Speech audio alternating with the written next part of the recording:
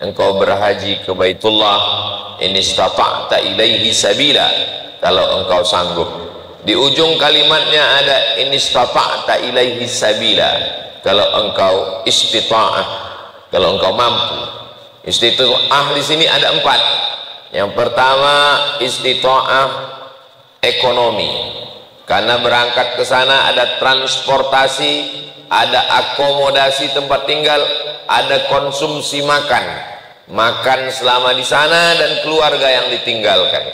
Tidak boleh menjual sawah, tempat mencari nafkah, makanan pokok. Begitulah keringanan yang diberikan oleh ajaran Islam. Bismillahirrahmanirrahim. Alhamdulillah, Allahumma salli ala sayyidina Muhammad ibni Abdillah wa ala alihi wa sahbihi wa man tabi'ahu wa mawalah. Yang sama-sama kita hormati Abah Haji Kiai Haji Dr. Saiful Hadi Ma'abi hafizahullah wa saddada khutah. Hadir bersama kita di tengah kesibukannya Bapak PJ Wali Kota Lubuk Linggau beserta jajaran. Hadir bersama kita Kiai Haji Al-Mukarram Ustadz Kemas Ali, kemudian para asatiz, mudir pondok-pondok pesantren, hadirin hadirat, adik-adik, para santri, insyaallah semuanya dimuliakan Allah Subhanahu wa taala. Amin ya rabbal alamin. Subuh ini acara kita adalah melepas guru kita Fadilatul Ustadz Sahibul Fadilah Kiai Haji Muhammad Atiq Fahmi yang akan berangkat bersama keluarga ke tanah suci Makkah Al-Mukarramah. Subuh ini kita ikut bahagia, ikut senang melihat kebahagiaan saudara kita. Walaupun sekarang ini mau berangkat haji ini, Masya Allah, kebetulan semalam di airport Sultan Syarif Kasim Riau Pekanbaru saya berjumpa dengan jamaah yang akan berangkat melaksanakan ibadah haji. Saya tanya, Bapak berangkat?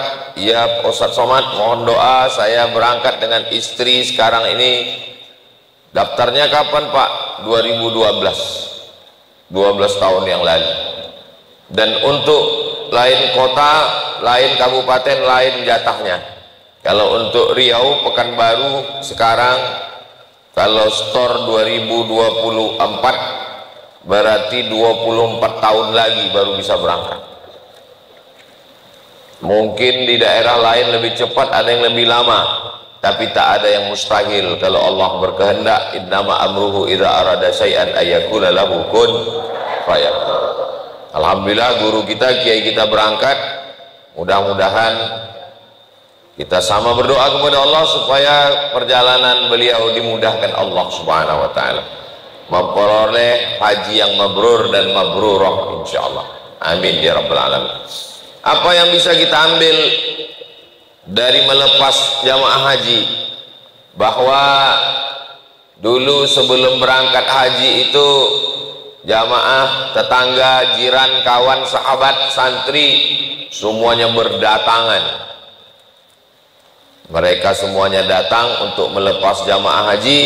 Yang pertama datang mendoakan, yang kedua datang berkirim doa. Jadi mereka rata-rata mengirimkan doa-doa, ada yang ditulis di kertas, ada yang dipesankan secara lisan, supaya nanti ketika sampai di tanah suci Makkah dan di kota suci Al-Madinah Al-Munawwarah, jamaah haji mendoakan. Orang zaman dulu begitu, kalau ada yang akan berangkat haji, ramai-ramai datang minta kirim doa. Hari berganti, musim berubah, orang sekarang tidak lagi minta kirim doa, minta kirim ceret kuning, minta kirim oleh-oleh. Padahal jamaah haji pun sudah bebannya berat. Sekarang musim panas, jamaah berkumpul lebih 5 juta orang, itu yang kuota, belum lagi di luar kuota. Maka kita jangan mempersulit jamaah yang akan berangkat haji. Cukuplah kita minta kirimkan doa-doa di tempat-tempat mustajab yang baik-baik.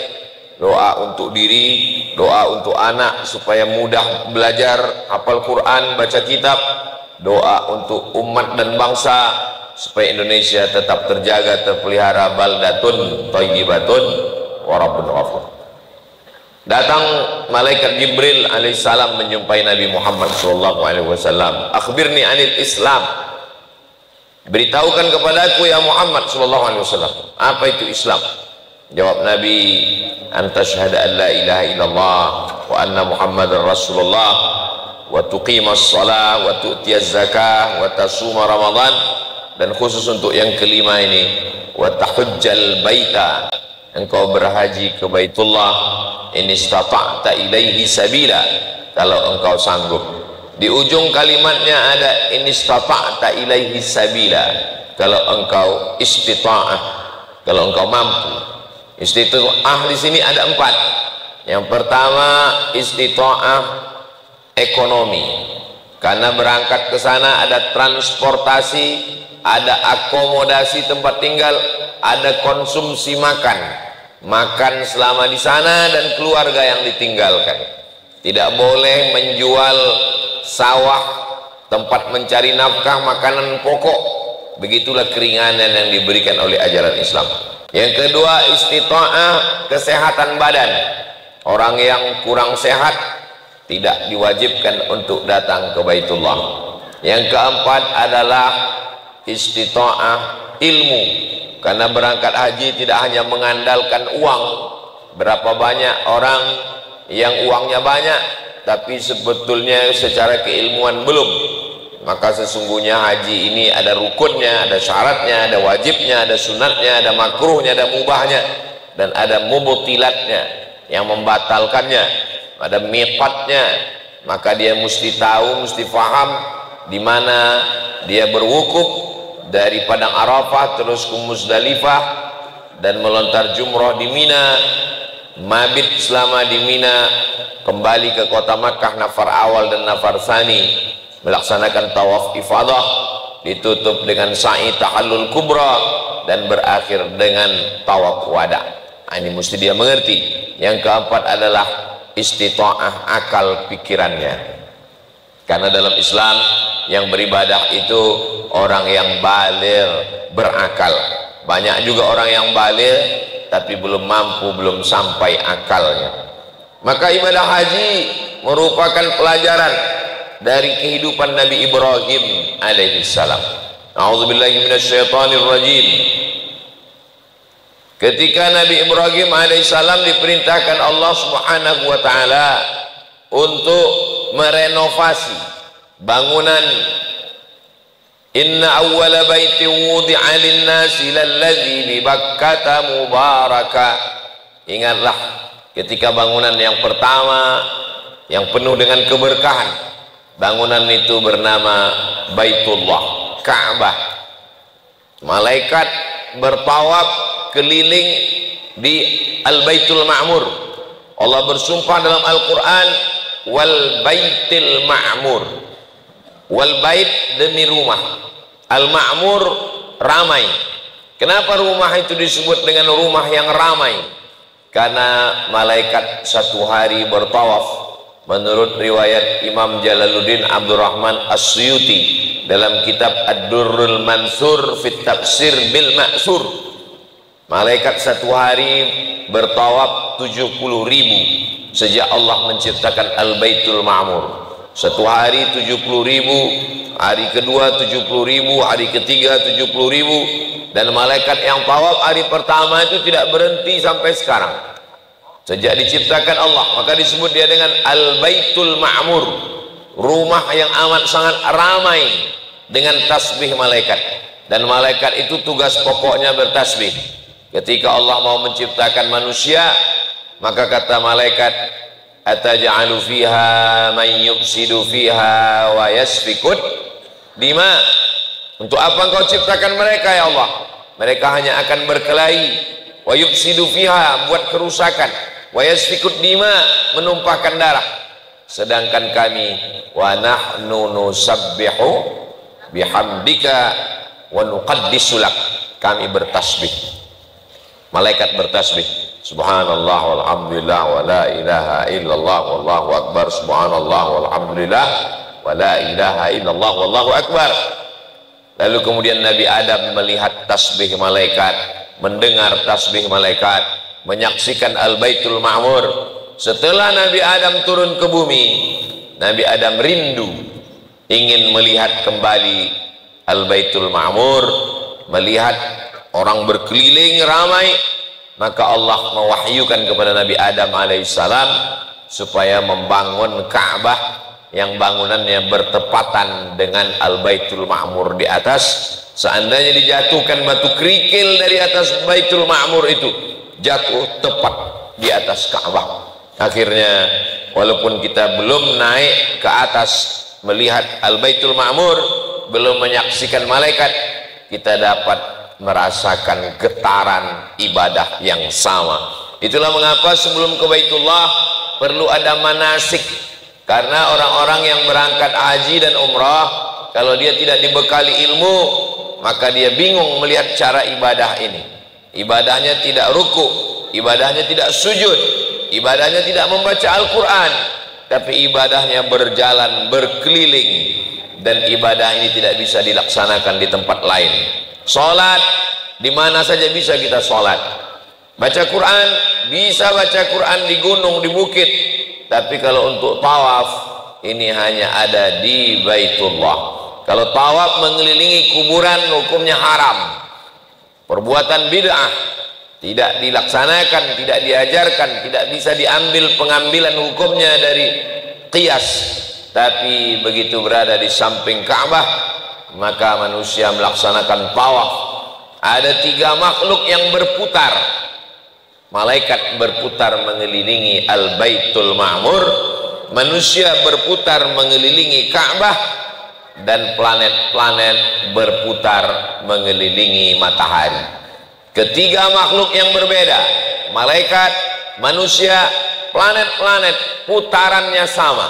Menurut ilmu astronomi, la syamsu yanbaghi laha an tudrikal qamar wa lal lailu sabiqun nahar wa kullu fi falakin yasbahun. Semuanya berputar di garis edarnya masing-masing. Wasyamsu tajri li mustaqarril laha. Matahari di tengah, matahari berputar di garis edarnya. Lalu kemudian Neptunus, Merkurius, Pluto, Mars, semua berkeliling di samping matahari, dan putarannya sama seperti putaran orang yang sedang bertawaf. Dan ternyata molekul-molekul kecil pun semuanya berputar dan bergerak. Makanya dalam Islam diajarkan fi kulli harakah barakah. Di setiap ada gerak pasti ada berkahnya. Malaikat berputar mengelilingi Al-Baitul Ma'mur, orang yang tawaf berputar mengelilingi Ka'bah, dan planet-planet berputar mengelilingi matahari. Ketiga makhluk yang berbeda mengucapkan kalimat yang sama, subhanallah walhamdulillah wa la ilaha illallah wallahu akbar. Kalimatani, 2 kalimat, khafifatani 'alal lisan, ringan di lisan, saqilatani fil mizan, berat pada timbangan mizan, habibatani ilar rahman, dicintai, disukai Allah Subhanahu wa taala.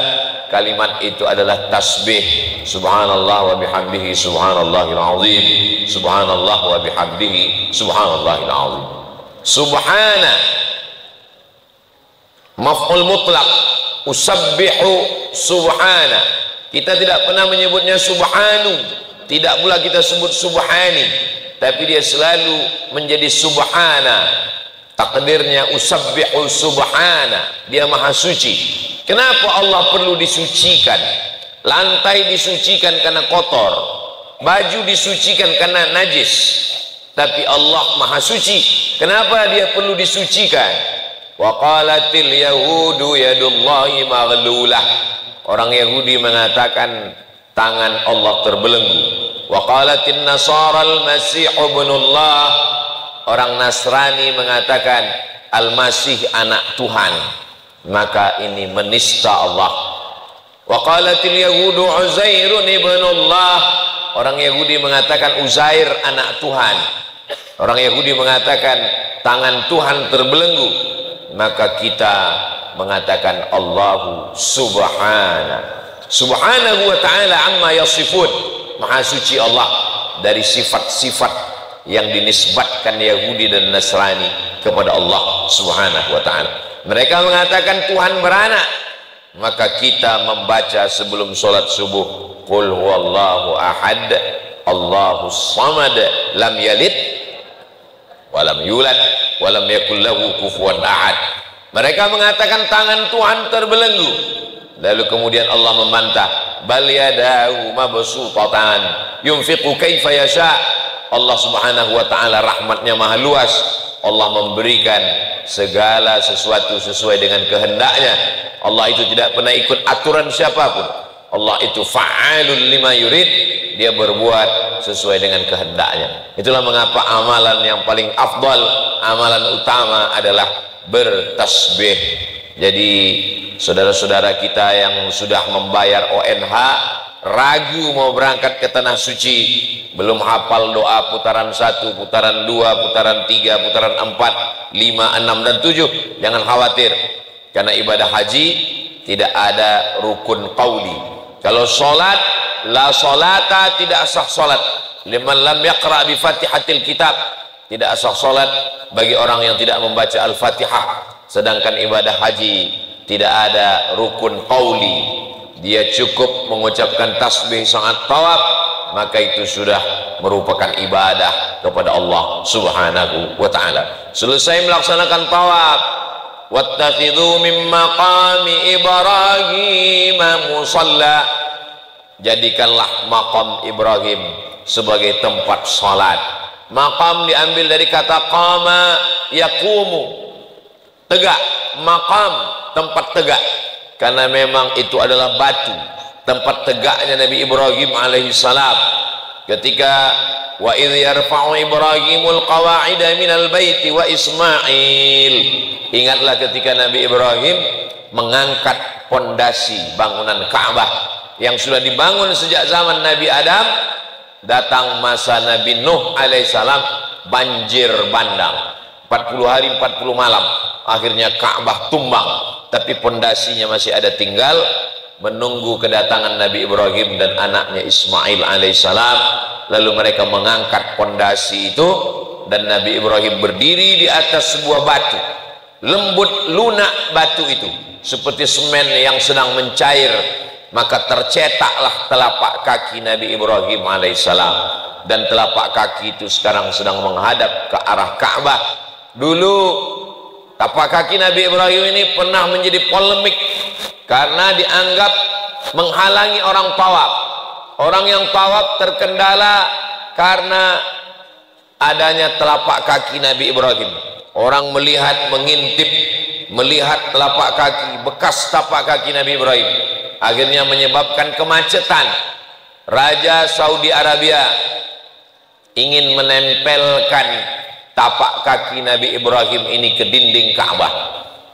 Semua ulama Saudi Arabia sudah setuju bahwa tapak kaki ini dianggap membuat macet tawaf, mau ditempelkan ke dinding Ka'bah. Kebetulan waktu itu Syekh Muhammad Mutawalli Asy-Sya'rawi mengajar di Universitas King Saud di kota Makkah Al-Mukarramah, yang sekarang berubah nama menjadi Universitas Ummul Qura.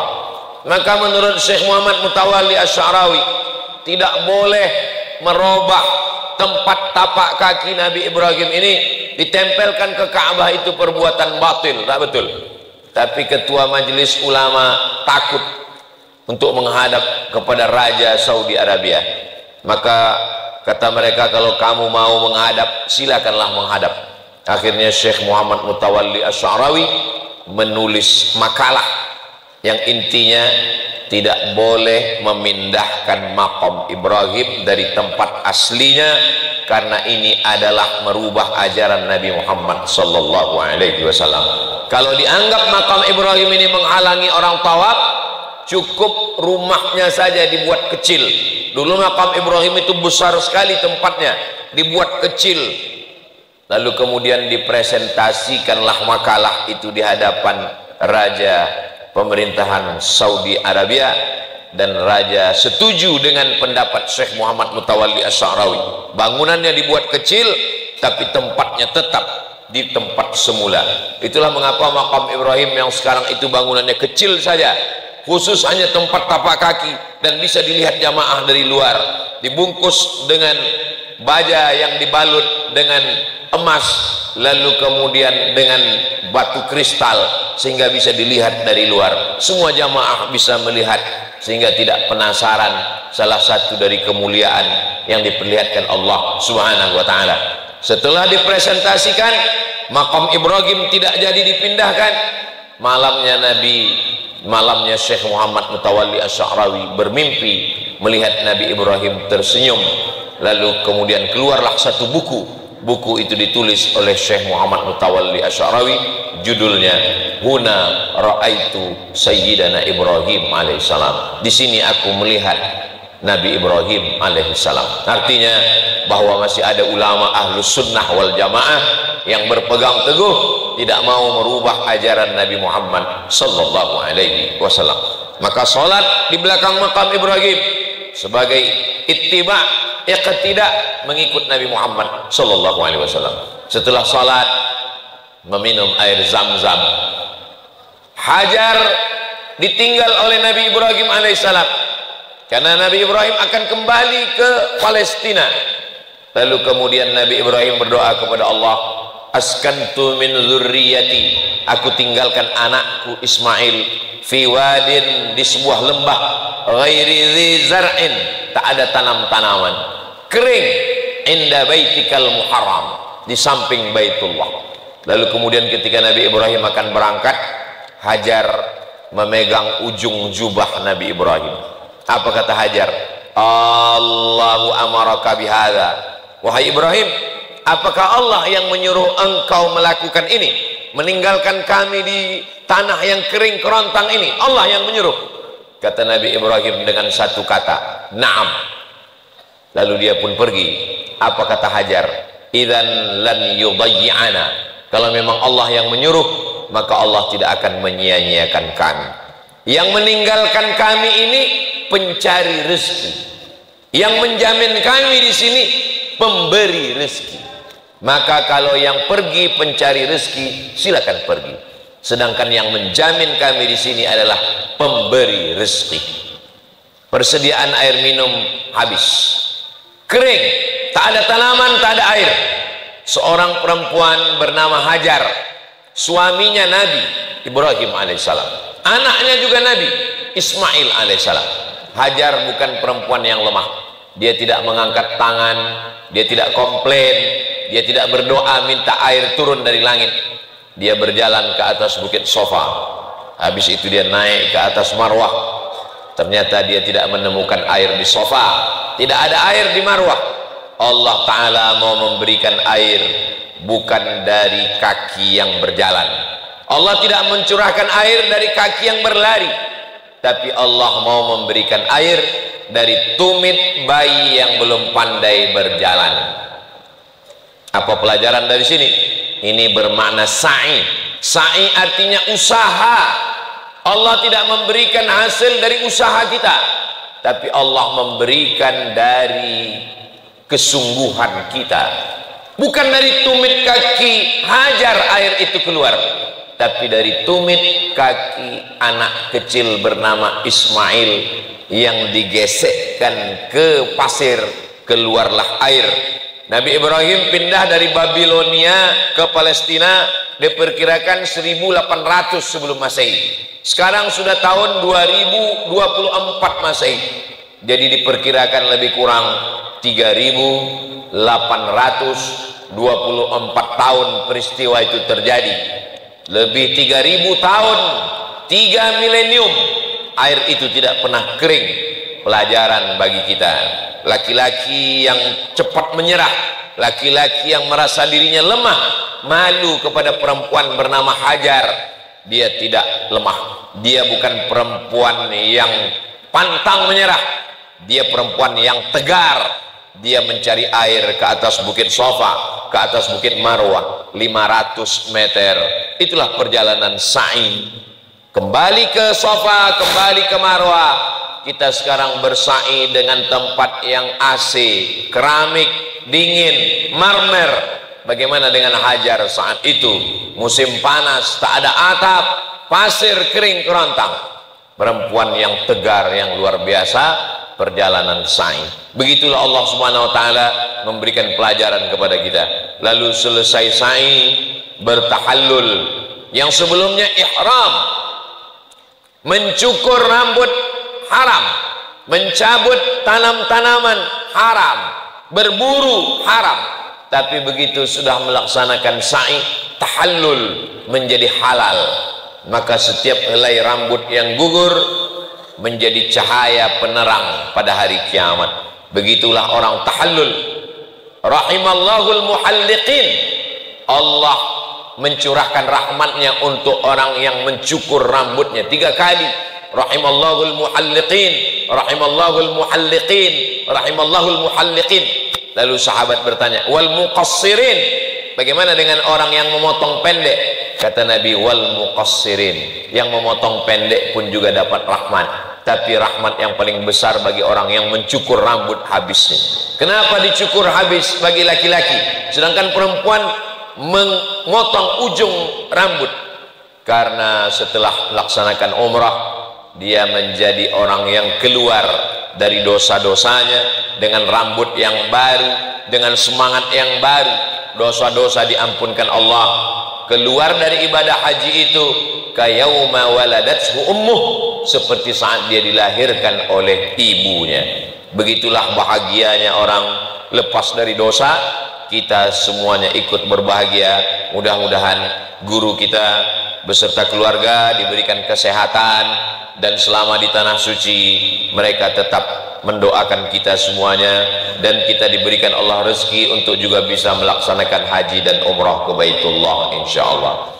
Labbaik Allahumma labbaik, labbaik la syarika lak labbaik, innal hamda wan ni'mata lak wal mulka la syarika lak, labbaik Allahumma labbaik, labbaik la syarika lak labbaik, innal hamda wan ni'mata lak wal mulka la syarika lak.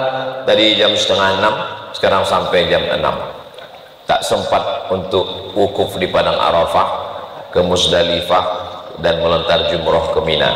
Insyaallah kita akan sampaikan pada pertemuan berikutnya. Jangan kemana-mana, tetaplah bersama Pondok Pesantren Ar-Risalah dan Mazra'illah. Mudah-mudahan anak-anak kita yang hari ini mengikuti keberangkatan proses guru kita ke Baitullah juga nanti dijadikan Allah anak-anak muda yang bisa melaksanakan haji dan umrah.